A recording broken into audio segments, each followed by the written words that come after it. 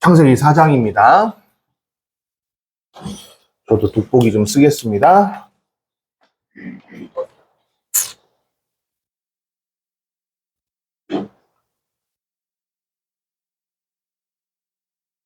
자, 글을 읽을 때는 뭐가 중요하다고요? 저자의 의도, 행과 간, 단락, 맥락, 문법이 아무튼 제일 중요하다. 여러분 꼭 그거 기억하십시오. 1절 봅시다. 4장에 대해서 제가 처음부터 설명하면 여러분 대전제적인 측면으로 결론을 설명하자면 이것 또한 하나의 에피소드로 이루어져 있다. 그리고 죄로 인해서 타락한 자와 반대되는 모습을 보인 자를 설명하면서 하나님께서 표본을 제시하고 있는 장이다. 예, 제가 그렇게 여러분한테 설명하겠습니다. 자, 문법이 중요하다 그랬으니까 그때 당시에 문법을 좀 이해해야 됩니다. 카인이라는 말은요, 창끝살이라는 뜻을 가지고 있는 단어입니다. 창끝이라는 명사입니다. 근데 이게 고대 근동사회에서 동사로 쓰여질 때는요, 누군가를 해하다, 찌르다, 아프게 하다, 이런 동사의 의미로 사용되어졌습니다. 바로 모세 시대 때 그렇게 사용되어졌던 것을 확인했습니다. 또 아벨이라는 이 단어는요, 어떤 사람은 아벨, 헤벨이 헛되다라고 번역을 했었지만 2011년에 또 탐사팀 피츠에 의해서 피터슨 교수와 그의 사람들, 연구자들에 의해서 헤벨이라는 히브리어가 잠깐이다라는 것으로 밝혀졌어요. 그런데 여기에 등장하는 인물의 이름이 바로 누구라고요? 카인과 아벨이에요. 헤벨이에요. 그러면 진짜 이름이었을까요? 별명이었을까요? 별명일 가능성이 상당히 높다고 가정하고 바라본다면 이 글이 이해가 돼요. 왜? 카인의 예배를 받지 않은 이유, 아벨의 예배를 받으신 이유가 명확하게 해설되기 때문이죠. 그래서 이런 문법이 중요한 겁니다. 문법을 이해하면, 자, 단어, 그때 당시에 이 단어만 이해하고, 아, 이게 별명이었구나, 동사로 사용할 땐 이런 의미로 사용됐구나, 라는 것들을 이해한다면, 아, 가인이라는 사람은 삶이 남을 아프게 하는 삶이었구나. 근데 하나님이 어떻게 예배를 받으셔? 명확하게 해설이 나오죠. 그런데 4장 가지고 해설을 하면서 매번 히브리 기자를 갖다가 쓰는 어리석음을 발견한다는 거죠. 현재의 목회자들이 이거를 문법 훈련이 안 돼 있다 보니 바로 그런 훈련이 안 돼 있다 보니 히브리 기자를 꼭 그렇게 끌어들여 와야 한다는 거죠. 그게 너무 안타깝습니다. 저는. 그게 너무 안타까워서 제가 여러분들한테 말씀드리고 있는 겁니다. 자, 봅시다. 카인과 아벨. 아담이 그 아내 하와와 동침하니 그녀가 임신을 해 카인을 낳고 말했습니다. 자, 뭐라고 말했는지 한번 읽어봅시다. 시작. 야훼의 도우심으로 내가 아들을 얻었다. 자, 이게 카인의 뜻이 아닌데 카인이라고 이렇게 또 오해를 하는 경우. 그러니까 결국 문법 훈련이 안 돼 있는 거예요. 여러분, 내가 영어를 말하려면 영어의 단어를 암기해야 되겠죠? 그렇죠? 히브리어도 마찬가지인 거예요. 국어, 그러니까 지금 우리나라 한글도 마찬가지인 거예요. 예를 들어서 외국 사람이 우리나라의 말을 배운다 그러면은 단어를 암기해야죠. 이런 문법 훈련이 안 돼 있다 보니까 바로 그런 오류가 발생하게 된 거예요. 자, 2절 봅시다. 그리고 하와는 다시 카인의 동생 누구를 낳았다고요? 아벨을 낳았습니다. 자, 아주 의미심장한 이야기가 등장하기 위해서 카인과 아벨이라는 이 단어를 다시 한번 우리가 상기시켜 봐야 할 겁니다. 아벨은 양을 치는 사람이 되고 가인은 농사를 짓는 사람이 됐습니다. 자, 아벨은 뭐라고요? 양을 치는 사람이 되고 가인은 뭐라고요? 농사를 짓는 사람이 되고. 자, 진화론은 이거랑 완벽하게 다르죠? 처음에는 수렵 생활을 했다고 얘기하잖아요. 그쵸? 그러다가 농사는 한참 뒤에 일어났다고 얘기하잖아요. 근데 성경은 뭐예요? 둘 다 동시에 똑같이 이루어졌다라고 설명하고 있죠. 자, 그걸 말하고 싶지는 않아요. 진화론자들을 여기다 끌고 와서 제가 말하고 싶은 것이 아니라 문법과 그러니까 단락이 중요한 겁니다. 자, 뭘 말하고 싶은지 세월이 한참 흐른 뒤에 설명을 하고 있습니다. 3절 봅시다. 세월이 흐른 후 가인은 땅에서 난 것을 야훼께 제물로 가져오고 아벨은 자기 양떼의 첫 새끼들과 양떼의 기름을 제물로 가져왔습니다. 야훼께서는 아벨과 그의 제물은 인정하셨으나 가인은 그의 제물을 인정하지 않으셨습니다. 가인은 몹시 화가 나서 고개를 떨구었습니다. 일단 여기까지 보죠. 아벨의 제사는 받으셨는데, 예배는 받으셨는데, 가인의 예배는 받지 않으신 그 이유에 대해서 우리 별명을 통해서 암시할 수도 있지만, 문맥상 보니까 아벨은 첫향이라고 얘기하고 있어요. 맞죠? 네. 가인은요, 땅에서 난 것을 야훼께 제물로 가져왔다. 뭐, 첫 수확을 드렸다. 이런 얘기 안 나오죠? 네. 그쵸? 여러분, 고대 근동사회, 특히 모세시대 사회에 첫 수확은 항상 신에게 바쳐지는 거였어요. 첫 수확은 그랬어요. 우상을 숭배하던 모든 문화에서도 첫 수확은 신에게, 우상에게 바쳐지는 게 당연했던 거예요. 그럼에도 불구하고 지금 카인은 어때요? 그냥 첫 수확이라는 개념이 등장하고 있지 않아요. 근데 아벨만이 첫 수확에 대한 개념이 등장했죠? 예. 우리가 이 부분을 이해해야 돼요. 자, 화가 났어요. 근데 예배 안 받았다고 화가 났어요. 왜 화가 났을까요? 자기가 최선을 다했다면 하나님이 예배를 안 받으셨을까요? 근데 여러분 이게요. 이 메시지가 여러 랍비들에게 해설되어지면서 어떤 교훈을 남겼는지 아세요? 예배를 드린다고 다 예배가 아니다라는 해설들이 정말 많아요. 탈무드에는요. 그러니까 우리가 드리는 예배가 어떤 예배여야 하는지에 대해서 명확하게 얘기하고 있단 말이죠. 죽어야 하는 예배. 자, 그러자 6절 보세요. 야훼께서 가인에게 말씀하셨습니다. 왜 화가 났느냐? 왜 골개를 떨구었느냐? 만약 네가 옳다면 어째서 얼굴을 들지 못하느냐? 봐요. 하나님은 네가 옳지 못하다고 설명하고 있습니다. 자, 아까 우리 칼빈의 기독교 강요를 요약한 피앙세린의 교수 더 독트린이라고 하는 그 논문 보셨죠? 거기에서도 하나님에게 하나님 우선 중심주의를 설명하고 있잖아요. 그렇죠? 두 번째 계명은 내 이웃을 내 몸으로 여기라고 하고 있고요. 그렇죠? 몸같이 사랑하라 이렇게 얘기하는데 무엇같이라는 말은 히브리어에 없어요. 원래 고대 히브리어에는 무엇같이라는 말이 없어요. 무엇으로예요. to something이에요. 그러니까 너처럼 이런 말은 없어요.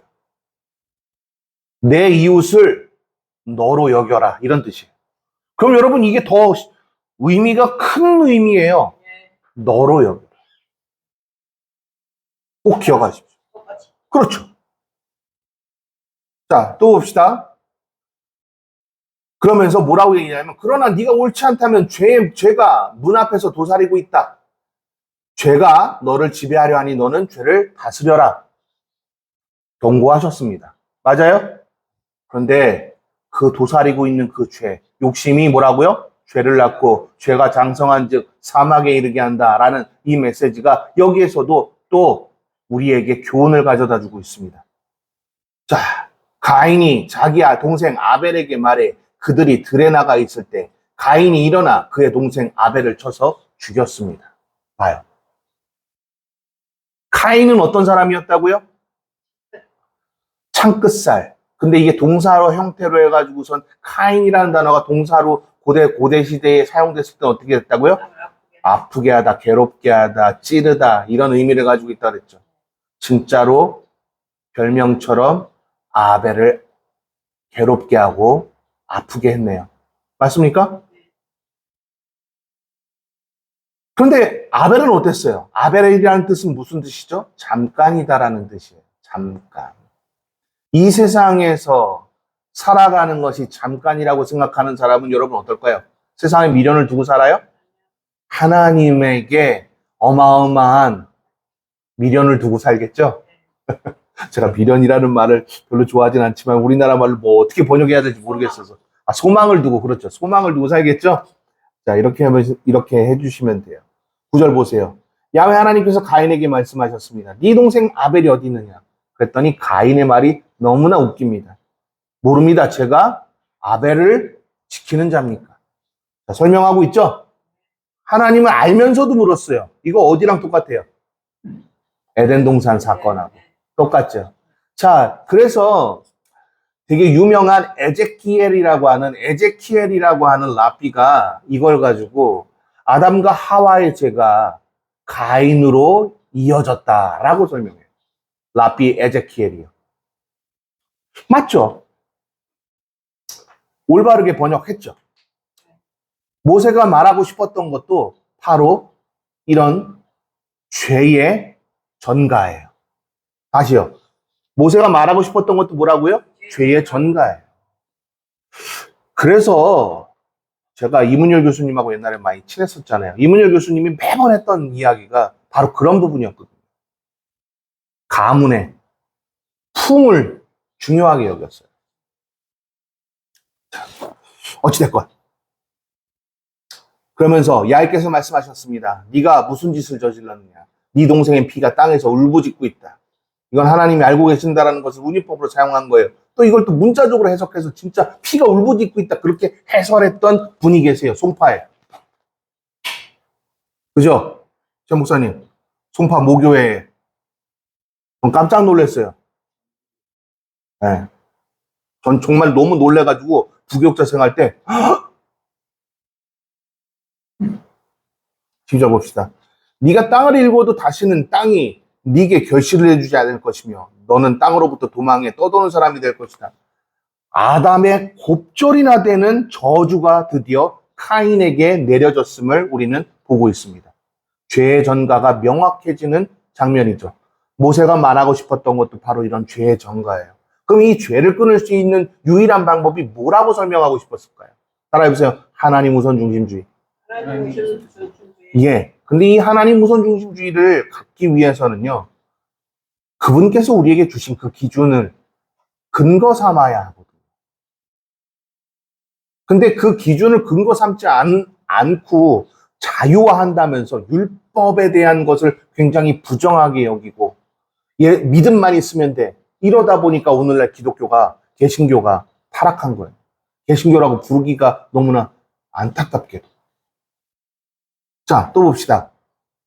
가인이 야훼께 말합니다. 보십시오. 재벌이 너무 무거워 견디기 어렵습니다. 당연하죠. 아벨의 곱절에, 아담의 곱절에 저주를 받았으니 오늘 주께서 저를 이 땅에서 쫓아내셔서 주의 얼굴을 볼 수 없게 됐기 때문에 제가 이 땅에서 도망해 떠도는 사람이 될 것입니다. 저를 만나는 사람들은 모두 저를 죽이려 들 것입니다. 자, 이것 때문에 또 많은 신학교에서 저한테 질문했던 사람들이 있어요. 이때 당시에는 아담과 하와 말고 또 다른 사람들도 지었을까요? 여러분 어땠을 것 같으세요? 자, 그렇게 얘기한다면 그거는 추측이죠.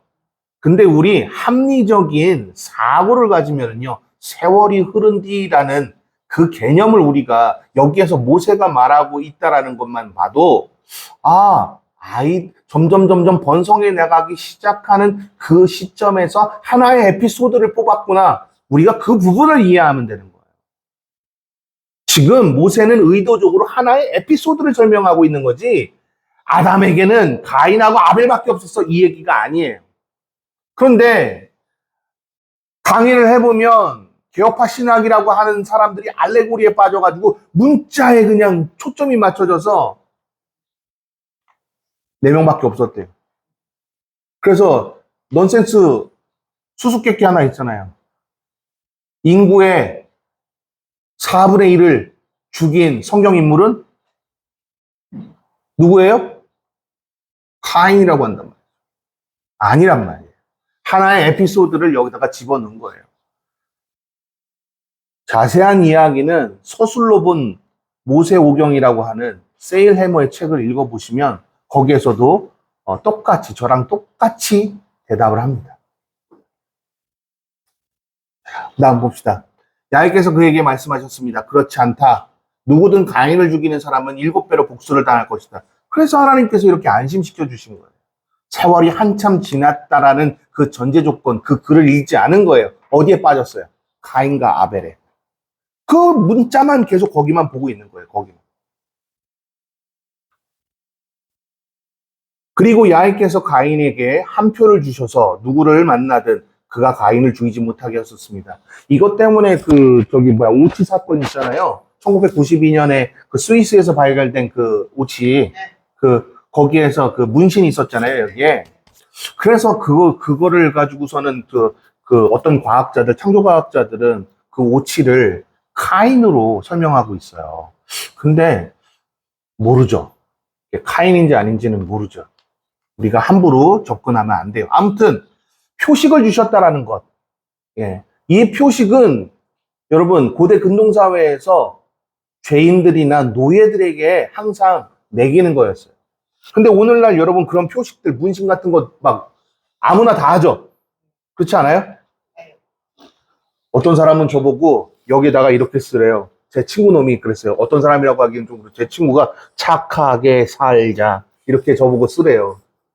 변했다고 사람이. 네, 근데 제가 옛날에 어떤 사람인지는 다 아시잖아요, 여러분. 우리 교회 분들은 다 알고 계시잖아요. 근데 정말 하나님께서 정말 성품을 많이 고쳐 놓으셨고 많이 깨 놓으셨잖아요. 더 죽어야 될 것도 많지만. 네, 근데 정말 하나님께서 진짜 대단하신 것 같습니다. 자, 또 봅시다. 그 후 가인은 야훼 앞을 떠나 에덴 동산 동쪽 롯 땅에 살게 됐습니다. 에덴의 동쪽이라는 개념에서 또 어떤 의미를 찾으려고 하는데 그렇지는 않아요. 그런 의미를 찾으려고 하지 마세요. 문맥상 떠났다라는 게 중요한 거예요.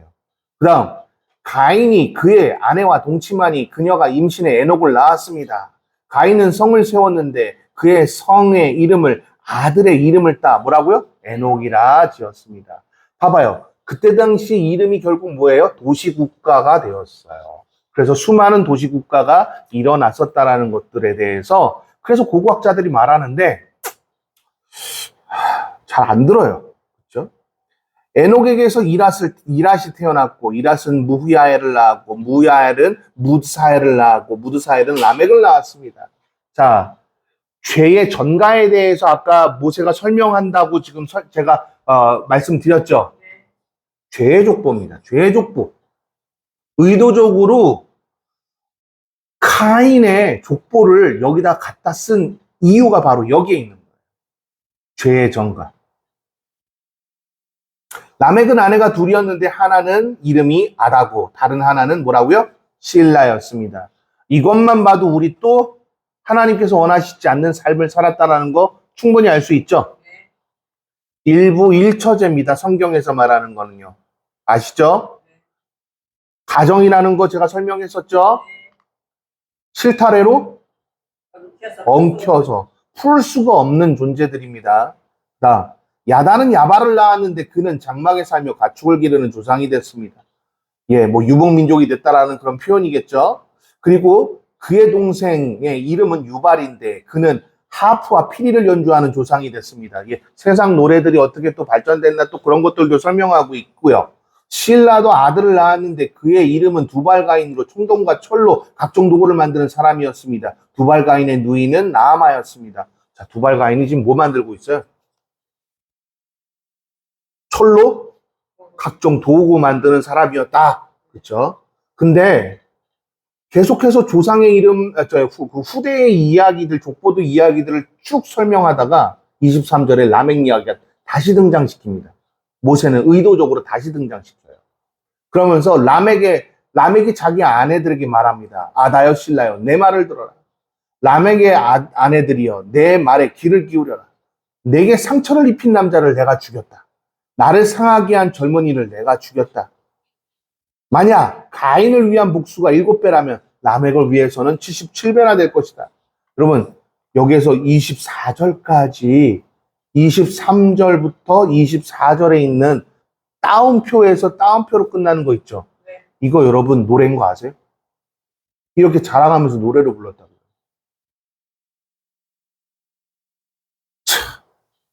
살인한 게 자랑입니까?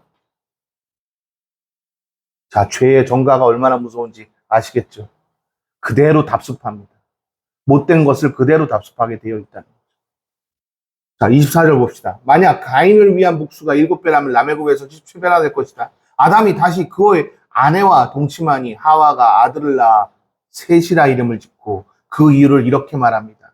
가인이 죽인 아벨을 대신해서 하나님께서 다른 씨를 주셨다.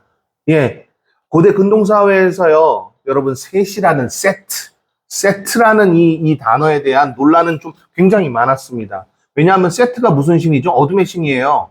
근데 히브리어 세트도 그 세트가 맞아요. 세트. 그런 단어가 맞아요. 그래서, 야, 그게 아니냐 하고서 고고학자들끼리 서로 어마어마하게 싸웠어요. 그런데 하나를 발견하게 됩니다. 어떤 특정한 토판을 발견했는데 그 토판에 카인과 아벨 이야기가 등장하고요. 그러면서 아담과 하와가 다시 아들을 낳는데 셋이라고 하는데 이 셋에 대한 의미를 정확하게 설명하고 있어요. 셋이요, 세트가 아니고 셋이에요. 셋이야. 또 다른 시작이란 뜻입니다. 하나님께서는요, 또 다른 시작을 허락하셨다는 의미예요. 그거를 발견하고 나서 피츠 팀에서 고고학 연구팀 피츠라고 하는 그 팀에서 이거를 99년이었을 거예요, 아마. 1999년에 그 아스트롤로지스트라고 하는 그 잡지에다가 실어요. 이 토판 발견됐다고. 그리고 셋의 이름은 또 다른 시작이다. 의미는 또 다른 시작이다. 네, 이렇게. That is a new start. 이렇게 분명하게 표현하고 있음에도 불구하고 이거 읽는 사람들이 많이 없었던 거죠, 뭐. 그러니까 잘 모르는 거죠. 그렇죠? 네. 자, 셋의 이름은 뭐라고요? 또 다른 시작. 그렇다면 여러분, 하나님께서는 카인의 족보와 다르게 다시 하나님께서 어떻게 하셨다는 거예요? 또다시 기회를 주신 하나님의 모습이 여기서도 등장하게끔 저자는 하나님께서 그러함에도 이 악행에도 불구하고 하나님은 또 다른 시작을 허락하셨다. 이렇게 끝내고 싶었던 거죠. 그래서 26절에 그래서 이 단락이 등장한 거예요. 같이 한번 읽어볼까요? 시작. 셋도 아들을 낳아 그 이름을 에노스라 불렀습니다. 그때 사람들이 비로소 야훼의 이름을 부르기 시작했습니다. 이거예요. 또 다른 시작 이꼴 야훼를 부르기 시작함. 그래서 이 단어가 등장하게 된 거예요. 이해되셨나요?